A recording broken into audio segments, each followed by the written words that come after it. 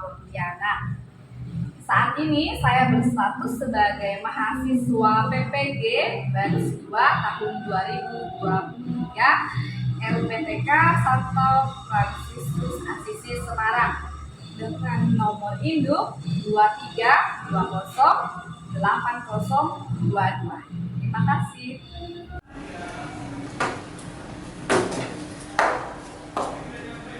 Selamat pagi semua. Pagi, Bu. Baik, apa kabarnya hari ini? Baik, Bu. Puji Tuhan, semua baik-baik, semua sehat-sehat ya. Jadi kita berkumpul kembali di ruang belajar kita seperti biasa. Kita memulai kembali aktivitas belajar kita seperti biasa. Pelajaran, mari kita satukan hati kita dengan doa. Kita mau mengucap syukur pada hari ini. Salah satu doa. Silakan yang mau berdoa, ya silakan Injil.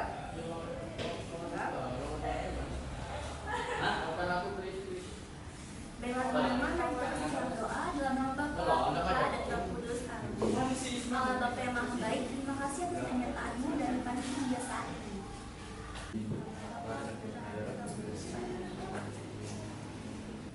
Ya, Bu mau cek kehadiran dulu.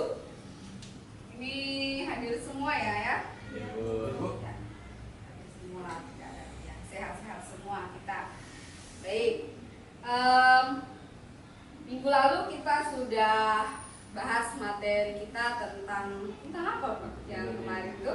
Aku pribadi yang Aku unik. pribadi yang unik. Baik.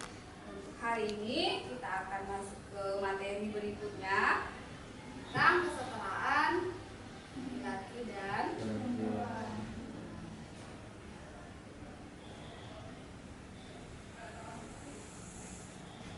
Apa sih tujuannya dari kita bahas materi ini?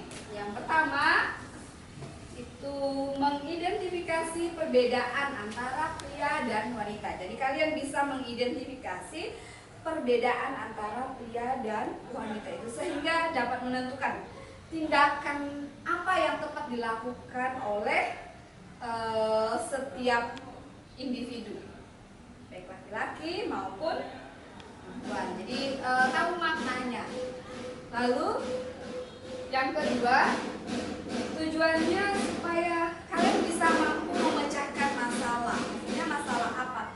Masalah perendahan terhadap kaum perempuan, sehingga bisa juga menentukan sikap yang perbuatan untuk mewujudkan kesetaraan pria dan wanita di dalam masyarakat.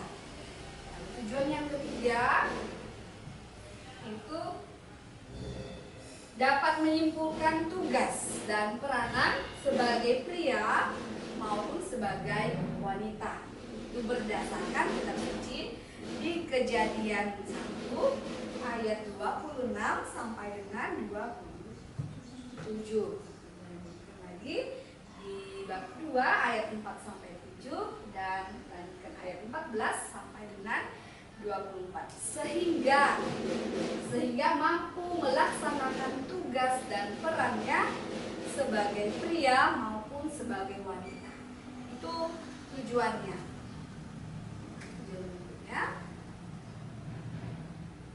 Ini yang keempat, mampu membuat slogan. Jadi kalian, Ibu harapkan di akhir pelajaran itu bisa membuat slogan yang berisikan perjuangan menjunjung tinggi kesetaraan laki-laki dan perempuan. Nah, Ibu mau tampilkan. Nah, untuk yang anak cowok nih, coba siapa yang pernah melakukan gambar seperti gambar ya? Siapa? Tangan. Daniel sama Jose pernah melakukan? Nah, Jose biasa melakukan apa? sebenarnya pernah, Bu. Menyapu, ya. Apalagi itu Ngepel.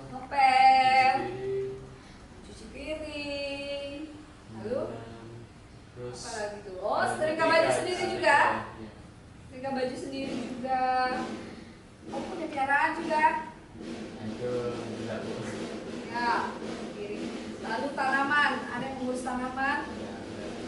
Ya. Berarti ini anak-anak yang luar biasa ya, cewek-cewek dilihat nih, ini yang luar biasa nih, bisa bantu orang tua dari sapu, jadi nggak malu-malu dia, tidak malu untuk melakukan pekerjaan yang dianggap bahwa ini pekerjaan wanita atau perempuan. Ada yang malu seperti itu. Pertanyaan berikutnya, mengapa ada perendahan martabat kaum perempuan? Karena adanya diskriminasi. Ya, aku bilang karena adanya diskriminasi. Yosef?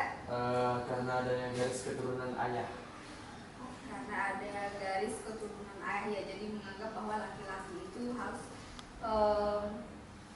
ya dialah yang laki-laki yang harus melakukan segala sesuatu. Ada lagi? Ya, Dipengaruhi oleh budaya. budaya, ya, kurang lebih tadi dengan Yosef merupakan budaya, Norma sosial. norma sosial. Jadi ada perbedaan antara martabat kaum perempuan. Nah, di sini Ibu ada video, jadi kalian perhatikan dulu video ini. Kalian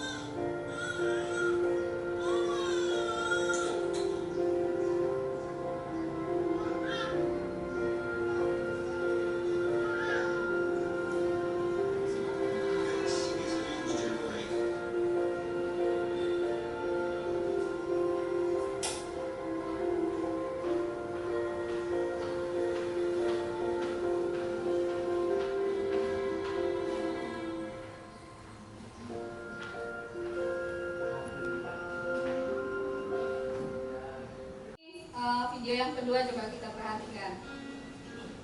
Masa laki-laki sukanya nonton drama Korea sih? Aneh banget ya. Laki-laki tapi cita-citanya jadi penari.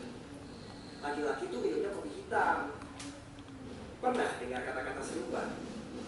Sepertinya sebagian besar dari kita familiar dengan komentar yang senada dengan contoh tadi.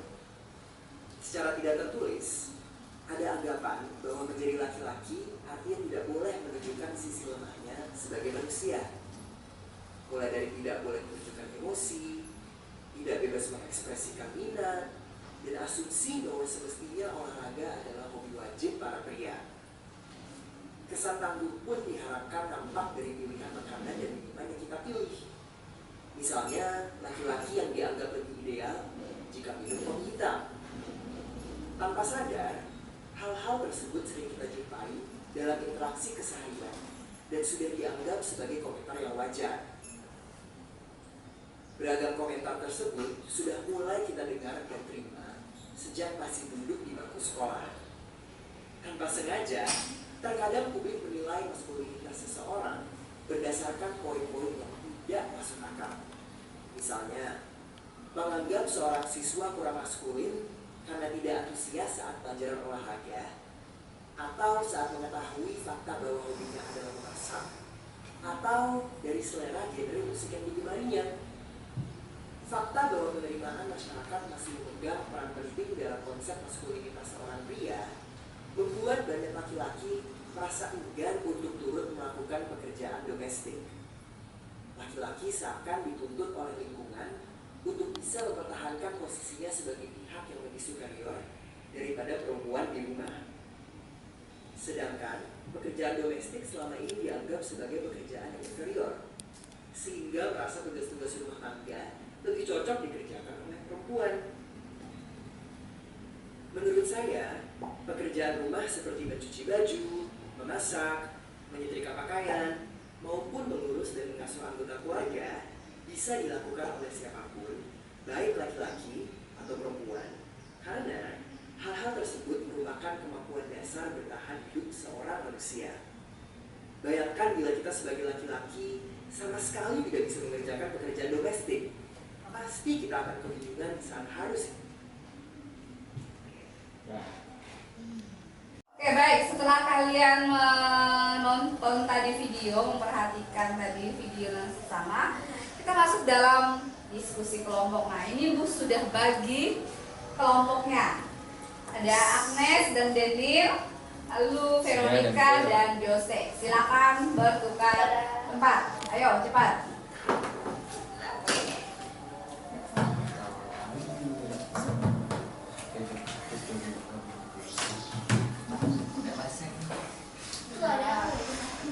Baik, kalian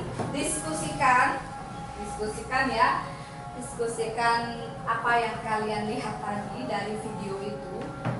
Jadi dengan panduan pertanyaan, yang pertama berdasarkan video yang ditonton, apa itu ketidaksamaan gender?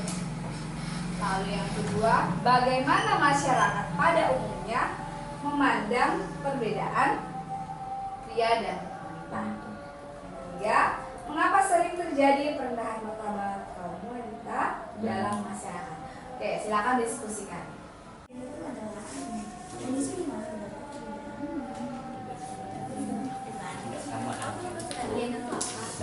Aku tuh kayak gender tuh kayak bentuk perbedaan perilaku dan itu kayak tidak keadilan yang keempat dengan wanita juga laki. kita orang unik jadi ketidaksamaan gender adalah dimana Kasih waktu untuk kalian diskusikan bersama. Ibu minta dari kelompoknya untuk, nah kelompoknya si Daniel sama Agnes dulu. Coba kalian bacakan hasil diskusi kalian berdua. Oke.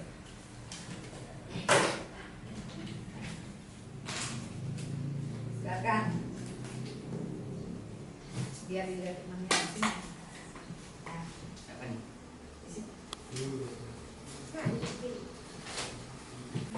Baik, saya akan menjawab, kelompok kami akan menjawab pertanyaan dari nomor 1 dan 2. Pertanyaan pertama, bagaimana masyarakat pada umumnya memandang perbedaan pria dan wanita? Pandangan masyarakat terhadap perbedaan antara pria dan wanita sangat bervariasi dan tergantung pada budaya, agama, nilai-nilai, latar belakang, sosial, dan faktor-faktor lainnya. Ada berbagai cara pandangan ini dapat berbeda. Terus, pertanyaan kedua, mengapa sering terjadi perendahan martabat kaum wanita dalam masyarakat? Jawabannya, banyak masyarakat di seluruh dunia masih mengamalkan sistem patriarki di mana laki-laki dianggap lebih unggul daripada perempuan. Hal ini dapat mengakibatkan diskriminasi dan penindasan terhadap wanita sehingga merendahkan martabat mereka. Jawaban selanjutnya, ketidaksetaraan dalam akses dan peluang dapat merendahkan martabat wanita. Yang ketiga, kekerasan fisik, seksual, dan emosional terhadap wanita adalah salah satu bentuk perendahan martabat yang sangat serius. Kekerasan ini dapat terjadi di dalam rumah tangga, di lingkungan kerja, atau di tempat umum. Yang keempat, ketidaksetaraan ekonomi antara laki-laki dan perempuan, termasuk dalam hal gaji yang rendah untuk wanita dapat merendahkan martabat mereka. Keterbatasan akses ke sumber daya ekonomi juga dapat membuat wanita bergantung pada pria. Yang kelima, akses terbatas atau kesempatan pendidikan yang berkurang bagi wanita juga dapat merendahkan martabat mereka. Pendidikan adalah kunci untuk pengembangan pribadi dan profesional, serta ketidaksetaraan dalam akses pendidikan dapat menghambat kemajuan wanita. Dan yang terakhir ada hukum dan kebijakan yang diskriminatif terhadap wanita juga dapat menyebabkan perendahan martabat. sekian pertanyaan dari kelompok kami. Oke, silakan duduk. Oke, baik. Sekarang untuk kelompok berikutnya, silakan bacakan hasil diskusi kalian berdua. Baiklah, kami akan menjawab pertanyaan nomor 1, yaitu berdasarkan video yang ditonton, apa itu ketidaksamaan gender? Menurut kelompok kami, ketidaksamaan gender adalah kondisi di mana terdapat perbedaan perlakuan, kesempatan, dan hak antara laki-laki dan perempuan. Pertanyaan nomor 2 akan dijawab oleh Jose. Nah, yang kedua itu, bagaimana masyarakat pada umumnya memandang perbedaan pria dan wanita? Jawaban dari kelompok kami, pandangan masyarakat terhadap perbedaan antara pria dan wanita sangat bervariasi dan tergantung pada budaya, agama, nilai-nilai, latar belakang sosial, dan faktor-faktor lainnya. Ada berbagai cara pandangan ini dapat berbeda. Sekian, terima kasih. Terima kasih. Silakan dijawab.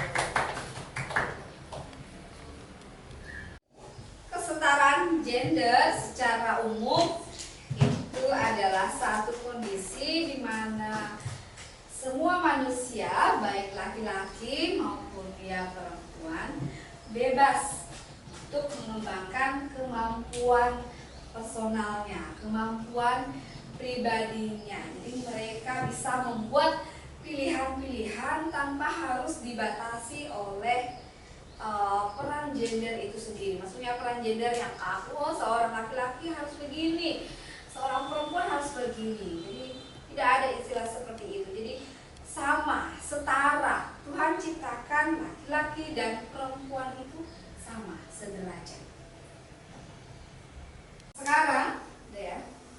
Sekarang Ibu minta kalian mencari informasi, ya, mencari informasi, menemukan pentingnya kesetaraan gender dalam masyarakat. Ya, lalu sikap apa yang bisa kita lakukan untuk mendukung gerakan tersebut. Jadi mungkin kalian bisa menggunakan HP-nya, kalian cari di sana apa itu pentingnya kesetaraan gender dalam masyarakat. Jadi nanti kalian plenokan lagi hasil diskusinya. Jadi kalian berdiskusi, Ibu kasih waktu sekitar 10 menit, ya. Ibu, Bisa sih itu karena timbangan gender itu sampai karena diskriminasi, terus itu ada di kekerasan dalam perempuan dan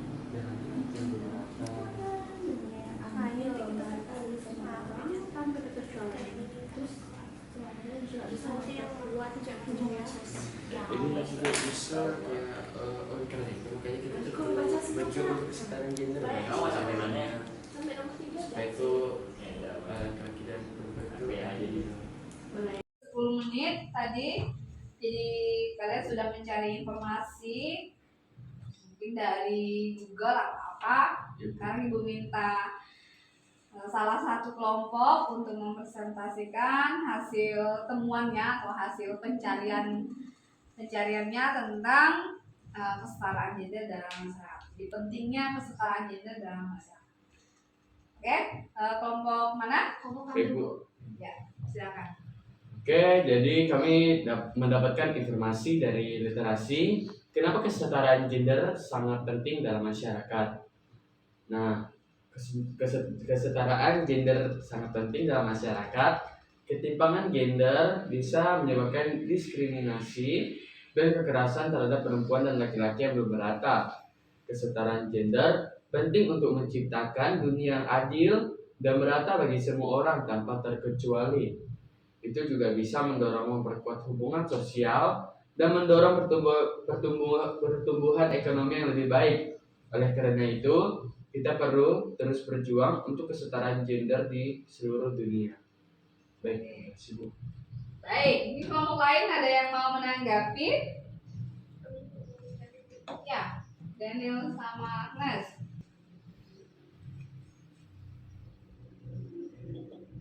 Bagaimana kesetaraan gender dapat mengurangi tingkat kekerasan berbasis gender dalam masyarakat? Menurut kalian? Diulang kembali. Jadi, menurut kami, kesetaraan gender dapat membantu mengurangi tingkat kekerasan berbasis gender dalam masyarakat dengan beberapa cara. Pertama, kesetaraan gender dapat mempromosikan pendidikan dan kesadaran sosial tentang hak-hak dan perlindungan bagi perempuan dan laki-laki, sehingga mengurangi tingkat diskriminasi dan kelakuan tidak adil. Kedua, upaya kesetaraan gender dapat mengurangi ketidaksetaraan kekuasaan dan mengatasi ketimpangan sosial dan ekonomi sehingga mengurangi tekanan dan kekerasan dalam rumah tangga atau lingkungan sekitar. Ketiga, kesetaraan gender juga dapat meningkatkan partisipasi perempuan dalam mengambil keputusan dan kepemimpinan, sehingga mengubah norma dan budaya yang menindas perempuan dan tidak mendukung perdamaian. Demikian hasil jawaban kami. Oke, baik, terima kasih. Akan melihat tentang kesetaraan pria dan wanita itu berdasarkan kitab suci. Jadi kita mau buka kitab suci di Kejadian bab 2 ayat 18 sampai dengan 23. Coba kita dulu baca bersama-sama di Kejadian 2. Sudah ketemu ya? Ya, mari baca bersama. Tuhan Allah berfirman, tidak baik kalau manusia itu seorang diri saja, aku akan menjadikan penolong baginya yang sepadan dengan dia. Lalu Tuhan Allah membentuk dari tanah segala binatang hutan dan segala burung di udara. Dibawanyalah semua kepada manusia itu untuk melihat bagaimana ia menamainya, dan seperti nama yang diberikan manusia itu kepada tiap-tiap makhluk yang hidup. Demikianlah nanti nama makhluk itu, manusia itu memberi nama kepada segala ternak, kepada burung di udara, dan kepada segala binatang hutan. Tetapi baginya sendiri ia tidak bahwa pria dan wanita diciptakan satu untuk yang lain. Bukan seakan-akan Allah membuat mereka sebagai manusia setengah-setengah dan tidak lengkap, melainkan Ia menciptakan mereka untuk satu persekutuan pribadi, sehingga kedua orang itu dapat menjadi penolong satu sama yang lain. Karena di satu pihak mereka itu sama sebagai pribadi atau tulang dari tulangku, sedangkan di lain pihak mereka saling melengkapi dalam kepribadian dan kewanitaan. Sedikit tentang kesetaraan laki-laki dan perempuan itu menurut kitab suci. Jadi pria dan wanita itu diciptakan Tuhan untuk saling melengkapi, untuk menjadi teman hidup. Jadi pria tidaklah lengkap dia sendiri. Allah sendiri berkata apa? Tidaklah baik kalau manusia seorang diri saja. Aku akan menjadikan seorang penolong baginya yang sepadan bagi dia. Itu yang dikatakan oleh Allah. Lalu untuk menyatakan bahwa wanita sungguh-sungguh ini merupakan satu kesatuan dengan pria. Maka Tuhan menciptakanlah wanita itu. Bukan dari bahan lain ya. Tidak ada, Tuhan tidak ciptakan dia dari kertas, dari pohon, dari daun-daunan. Tidak, tetapi dari tulang rusuk pria, ya, laki-laki. Maka pria itu kemudian berkata tentang wanita itu, inilah dia, tulang dari tulangku dan daging dari dagingku. Jadi dia tidak diciptakan dari tulang kepala si wanita, juga tidak diciptakan dari tulang kaki. Kenapa dia diciptakan dari tulang rusuk? Supaya apa? Sepadan, sama. Jadi tidak ada yang lebih tinggi ataupun tidak ada yang lebih rendah. Oke, baik. Dari materi kita hari ini tentang kesetaraan laki-laki dan perempuan itu adalah bagaimana panggilan Tuhan, ya, panggilan Tuhan atas laki-laki ataupun perempuan itu adalah masing-masing berkembang. Jadi Tuhan mau kita masing-masing mengembangkan diri menjadi laki-laki sejati, begitu juga menjadi perempuan sejati. Itu yang diharapkan oleh Tuhan. Penolong itu adalah yang sepadan dengan dia, artinya memiliki kedudukan yang sama, sepadan, sama dengan yang lain, manusia yang lain itu sama. Jadi tidak ada bedanya. Jadi dengan adanya manusia yang lain, memungkinkan manusia untuk membangun relasi satu dengan yang lain. Mewujudkan kesetaraan itu, kita lihat, mengakhiri diskriminasi terhadap semua wanita dan anak perempuan. Apalagi meningkatkan pemberdayaan perempuan dalam berbagai kegiatan. Apalagi menghilangkan segala bentuk kekerasan terhadap perempuan dan anak, baik itu di ranah publik maupun pribadi. Jadi ini termasuk tentang perdagangan manusia itu kan ada. Oke, baik ya. Nanti kalian bisa merefleksikan manfaat dari tujuan kita belajar tentang kesetaraan dan laki-laki dan perempuan. Yang terakhir, Ibu ada soal, kalian jawab ya. Ini dari seluruh proses pembelajaran kita hari ini, apakah kalian sudah benar-benar memahami apa yang Ibu jelaskan? Jadi kita ada kuisis, kita jawab ya di HP-nya masing-masing ya, Ibu kasihkan.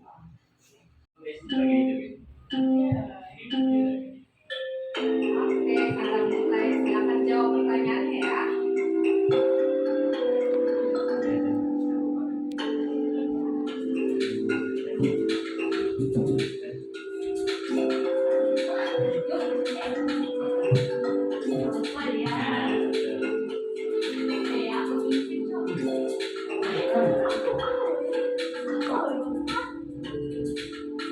Bu, ketekan Bu.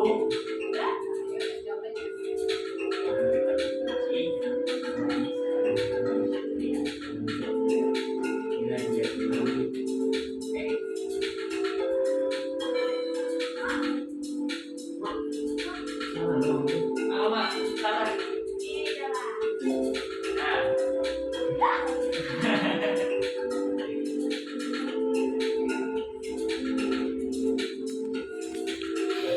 Ayo, ini Daniel jatuh nih. Angel. Siapa nih?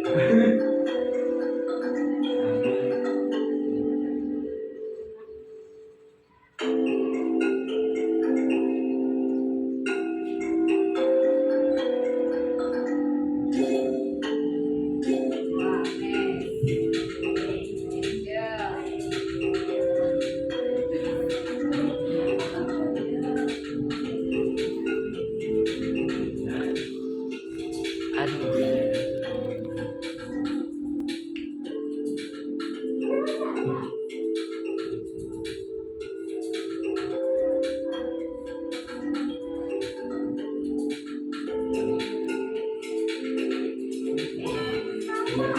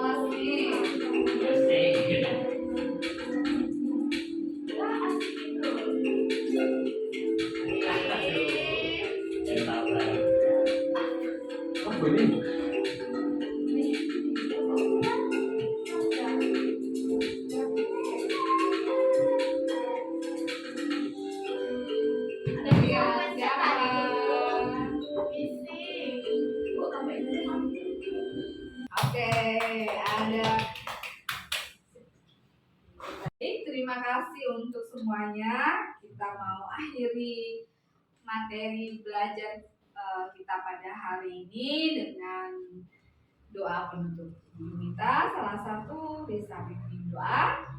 Ayo maju ke depan, salah satu pimpin doa. Ayo. Ya. Teman-teman, sebelum kita akhiri pelajaran ini, mari kita berdoa. Dalam nama Bapa dan Putra dan Roh Kudus. Amin. Tuhan Yesus, puji syukur atas berkat-Mu. Pada tadi Engkau sudah memberkati kami untuk belajar. Tuhan, sekarang kami akan pulang. Kiranya Engkau lindungi perjalanan pulang kami, semoga sampai dengan selamat tujuan. Dan juga semoga apa yang Ibu Anissa berikan ilmu kepada kami dapat kami cerna dengan baik dan juga mengingat apa yang diajarkan olehnya. Demi Kristus Tuhan dan perantara kami. Amin. Kepada